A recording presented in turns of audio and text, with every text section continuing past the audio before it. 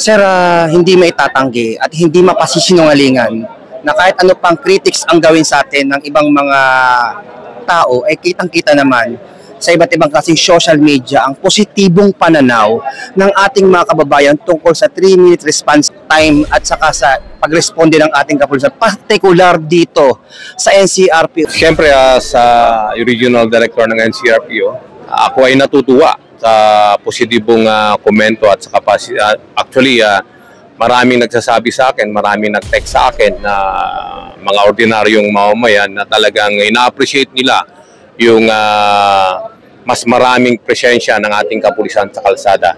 At nararamdaman nila at nakikita ng ating mga kababayan yung ginagawa nating 3 minutes response time na simulation exercise.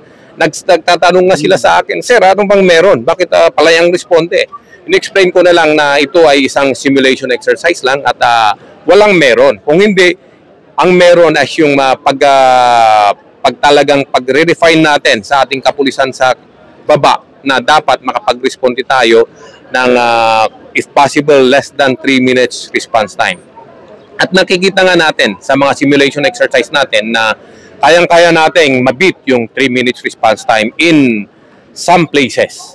Although may mga lugar naman talagang 3 minutes response time and at the same time lumampas ng konti sa 3 minutes yung response pero we have to consider also yung factors ng lugar na masyadong traffic and everything.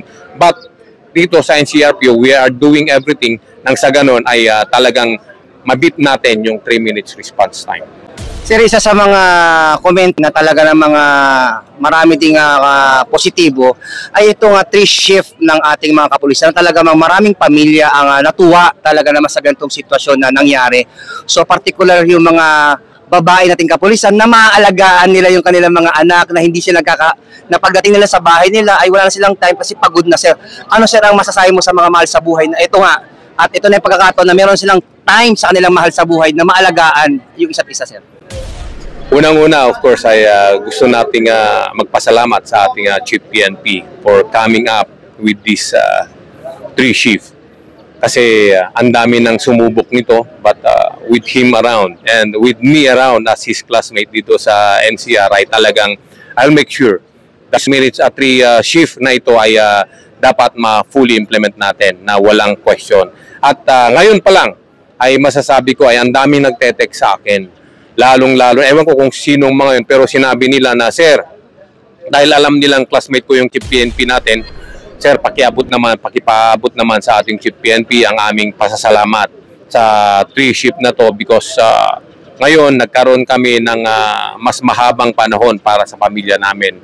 At of course, with that, talagang nakakataba ng puso. And not only that, may mga civilian din na I presume mga asawa yun ng mga pulis. Hindi lang mga pulis ang nagtetext sa akin. Siguro asawa ng pulis yun na nagpapasalamat sila na gusto nilang ipaabot kay Chief PNP ang kanilang lubos taos-pusong pasasalamat dahil sa 3 shift na to na 8 oras lang yung pag-duty nila.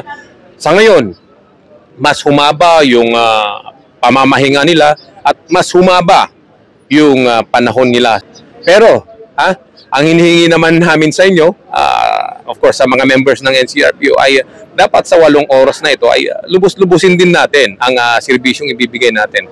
Dapat hindi tayo patulog-tulog o pakaang-kaang lang. Dapat yung 8 oras na to, 8 oras din tayong dapat alerto at maging, of course, vigilant. Nang sa ganon ay katuwaan din tayo ng ating mga kababayan.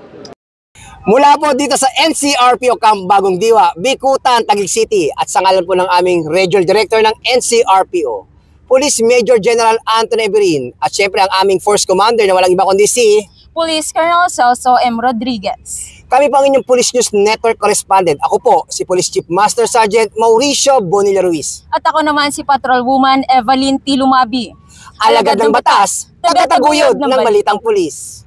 Police News Network, alagad ng batas, tagapagtaguyod ng balitang pulis, sandigan ng mamamayan, patnubay ng katotohanan.